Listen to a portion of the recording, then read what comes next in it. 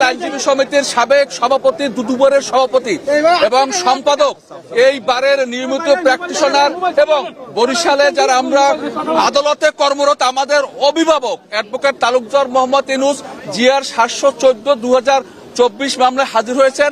মাননীয় আদালত সার্বিক বিবেচনায় মামলার গুণাগুণ বিশ্লেষণ করে তাকে পুলিশ রিপোর্ট দাখিল না হওয়া পর্যন্ত জামিন মঞ্জুর করেছেন। আচ্ছা, এই মামলাটি মূলত কি মামলা ছিল? এই মামলাটা ছিল একটা মারামারির মামলা। মারামারির মামলা ছিল 7 বছর আগের ঘটনা। কতজন আসামি ছিল এই মামলায়? এই মামলা আসামি ছিল না আর অন্যান্য আসামিরা হাজির হয়েছে? অন্যরা আগে হাজির হয়েছে, তাদেরকে আগে জামিন দিয়েছে। আর লার্নেড অ্যাডভোকেট তালুকদার মোহাম্মদ আজকের হাজির হয়েছে, তাকে আজকে জামিন দিয়েছে স্বেচ্ছায়। রাষ্ট্রপক্ষ কি জামিনের কোনো আপত্তি করছে? তারা উভয় পক্ষের শুনানি গ্রহণ করে আদালত মামলার গুণাগুণ বিবেচনা করে জামিন মঞ্জুর করে। গণমাধ্যমের সাথে কথা না বলে তড়িঘড়ি করে চলে যাওয়া, শারীরিকভাবে খুবই অসুস্থ। আওয়ামী লীগের সাধারণ সম্পাদক, আপনি জানেন 5 আগস্টের পরে আওয়ামী লীগের যে অবস্থাটি, 5 আগস্টের পরের যে সরকার ছিল সেই সরকার সারা বাংলাদেশে তাণ্ডব করেছে। আপনারা দেখেছেন তারা এমন কোন কাজ নাই যে কাজ তারা না করছে, নির্যাতনমূলক কাজ। সুতরাং সেই কাজ থেকে দূরে থাকার জন্য তিনি আসেন না আদালতে। নিরাপত্তা ছিল না, আমাদের কোনো নিরাপত্তা ছিল না। সারা বাংলাদেশ ছিল একটা কারাগার, তিনি সেই বাংলাদেশের কারাগারে বন্দী ছিলেন। তালুকদার মোহাম্মদ ইউনূস সাহেব, যিনি নৈশ ভোটের সময় বরিশালের এমপিও হয়েছিল, সেই এবং যিনি মনহরণী ডাইনি, ছলনাময়ী ডাইনি শেখ হাসিনার খুব কাছের লোক, নৈশ ভোটে বরিশালের এমপি হয়েছিলেন। আর তিনি আজকে একটা মোকদ্দমার 3 নম্বর আসামি।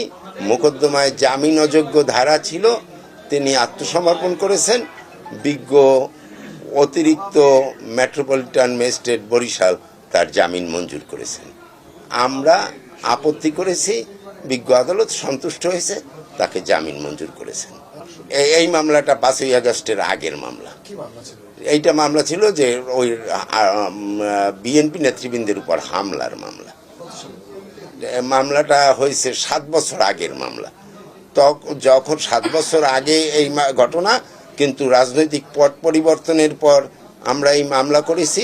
কারণ যখন এই ঘটনা ঘটেছে তখন বিচার বিভাগ ছিল হুকুমদারির অধীন, পুলিশ ছিল আওয়ামী লীগের লাঠিয়াল, তখন মামলা করা সম্ভব হয়নি।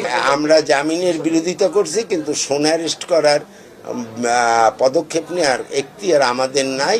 ওই সংশ্লিষ্ট মামলার তদন্তকারী কর্মকর্তা, উনি সোনা অ্যারেস্টের আবেদন করতে পারতেন, তিনি অজ্ঞাত কারণে করেন নাই। কি কারণে করেন না আমি জানি না।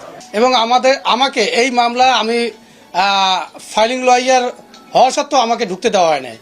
আমরা মনে করি এটা একটা দুঃখজনক এবং কলঙ্কজনক অধ্যায়। তালুকদার মোহাম্মদ ইউনূসকে আজকে একটি রাজনৈতিক মামলায় জামিন দিয়েছে, যেটা একটা উদ্দেশ্যপ্রণীত দেশের মধ্যে একটা অরাজকতা সৃষ্টি করবে, তার লক্ষ্যে আমার মনে হয় এটি করেছেন। যারাই করেছেন তারা কাজটি ঠিক করেন নাই। আমরা যখন এই আওয়ামী লীগ আমলে মামলা খেয়েছি, ছোট ছোট মামলা, আমরা অ্যাডভোকেট হওয়া সত্ত্বেও হাইকোর্ট দিয়ে জামিন নেওয়ার পরও নিম্ন আদালত আমাদেরকে জেল হাজতে পাঠিয়েছেন এবং আমাদের আইনজীবী সমিতির সভাপতিকে রিমান্ডে পর্যন্ত দিয়েছেন। সেই জায়গায় এই মামলা, যেটা 326-এর আলামত থাকা সত্ত্বেও তাকে জামিন দিয়ে দিয়েছেন, এটা দুঃখজনক। মানে রাষ্ট্রপক্ষে 3 জনকে লয়ারকে ঢুকতে দেওয়া হয়েছে এবং আসামি পক্ষে 3 জন লয়ারকে ঢুকতে দেওয়া হয়েছে। সেই জায়গায় যে আমি এই মামলার ফাইলিং লয়ার, আমাকে ঢুকতে দেওয়া হয়নি। তাতে আমরা মনে করি যে এটা আপোষ মীমাংসার জামিন।